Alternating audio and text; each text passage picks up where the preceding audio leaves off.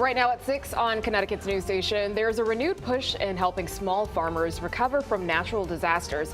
What a new bill in Congress could do for farmers here in Connecticut. Crews are still working to find two men who may have drowned in Candlewood Lake Monday night.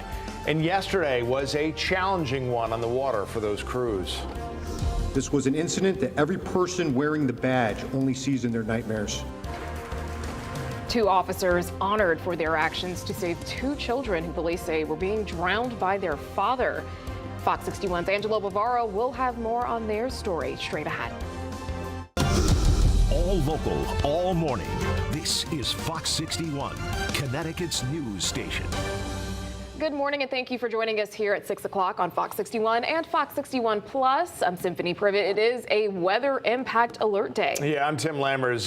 This probably will be the final day of the heat wave. So once again, we can't say it enough. If you or somebody you know need some help in the heat today, 211 is the number to call. 211's website is also available through our website, fox61.com. But there's more than just the heat to talk about here, as is often the case when these heat waves sort of break a little bit. They sometimes break with a bang, and I think we're going to get that bang today. Well, you need something to kind of push out what has been in place, and it has been fairly oppressive, fairly impressive, and so you need something fairly impressive to get this out of here. So we do have a weather impact alert day for dangerous heat. Later on, the potential for some storms is definitely there. We're under a level 2 risk for severe weather. That's a slight risk for storms later on this afternoon into the early evening. But if you remember yesterday, we were talking about how this was focused off towards the west. Well, now we're moving into our general vicinity. Temperatures right now, 73 in the capital city, 75 in New Haven, 73 in Groton. But look at the dew points. Obviously, the atmosphere is still juiced up in the lower 70s across much of the board. Here's the way we time it out, hour by hour. The morning, the midday is fine. As we go into the later afternoon, you're going to start to see some activity really start to fire up, although it is not firing up on our weather impact alert graphic. So we'll move ahead. We'll show you that coming up. But here's what you need to know. It's fine now. It will not be fine later on as we destabilize the atmosphere with a cold front swinging through. That will bring us an opportunity for some scattered thunderstorms in the late afternoon, early evening. Here's the good news. Once this swings through, much better, much more tranquil weather taking over. And with a weekend around the corner, that's some pretty good timing. We'll time it all out for you hour by hour coming up in just a few minutes. It is 6:02. Let's go to the roads right now. Symphony, what you got for us?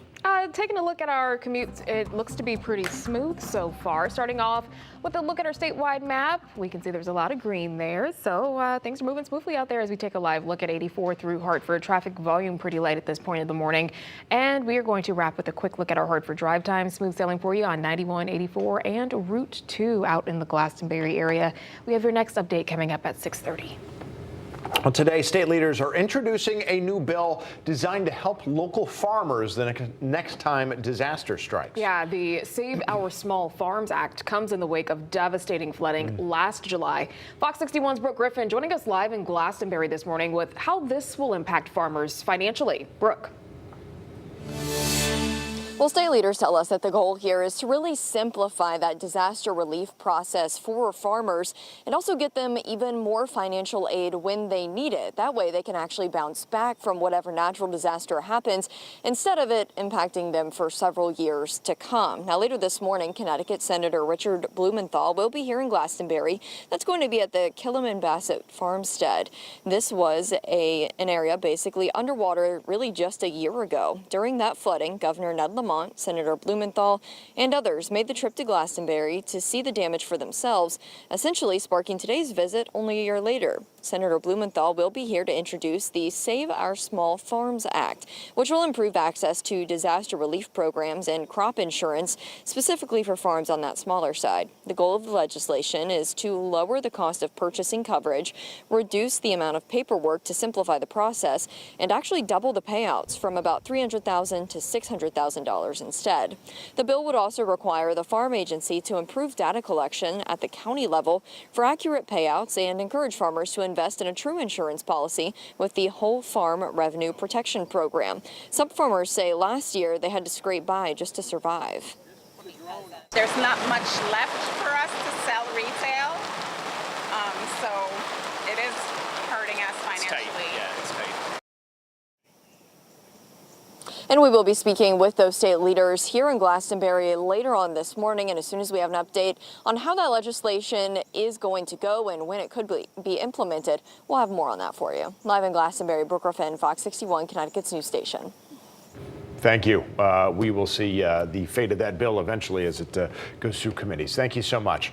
Moving on, there is a pretrial hearing today for a man facing a homicide charge after a deadly crash on the Gold Star Bridge in Groton. 59-year-old Reginald Collins is accused of instigating this fiery crash that killed a fuel truck driver on the bridge last year, even though it was the truck that slammed into Collins' car. Why? Police said Collins negligently stopped his car right in the right lane of travel after getting a flat tire instead of safely moving over to the shoulder. So they said the tanker really couldn't avoid the collision.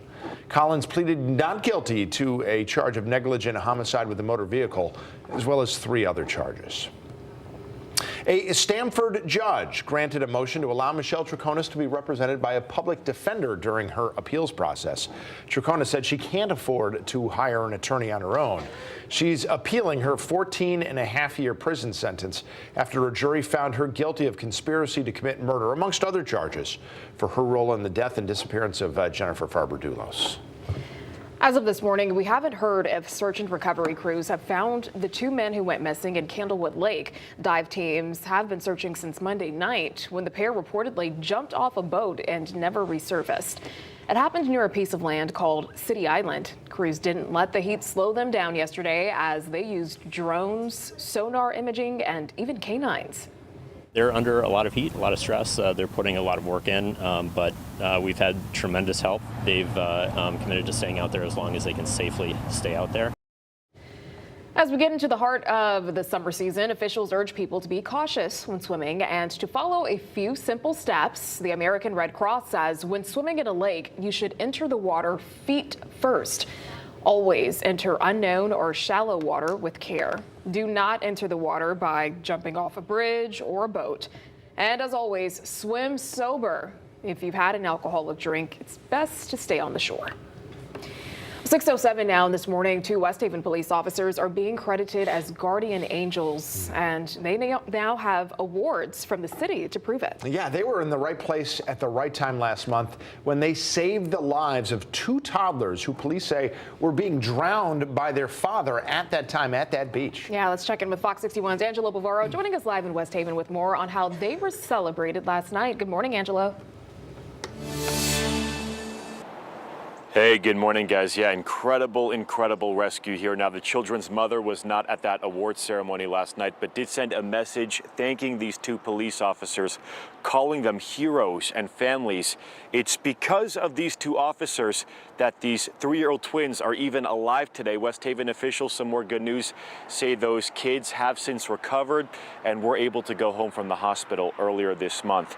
Now, take a look. This was the scene as those 2 police officers were honored during that award ceremony last night by the city. Officers Ian Williamson and McKee Miller getting a standing ovation as they received the Medal of Merit and Life-Saving Awards. Police say the 2 sprang into quick action the early morning of June 22nd when they discovered a horrific scene at the Dawson Avenue beach while on patrol. That scene, police say, was a father deliberately trying to drown his own kids. The officers rushing into the water without equipment and in the dark with the tide up to their necks to save those kids. Several other dispatchers, firefighters, and detectives were also honored at last night's ceremony for their response that day as well. This was a team effort. And some people believe it's divine intervention and some people believe it's fate or coincidence. But what we could all believe is that it was incredible police work and it was extraordinary bravery. The rescue of the 2 children that I just described to you is an example of the thin blue line. That's what it's all about. 41-year-old Romney Desronville of New York was arrested and faces multiple charges, including attempted murder. Desronville has pleaded not guilty. He remains in custody on a $2 million bond and is due back in court late next month. We are live in West Haven this morning. I'm Angelo Bafaro, Fox 61, Connecticut's news station. Angela, thank you. Yeah, a very emotional ceremony there, as you can imagine. We appreciate the report. Thank you.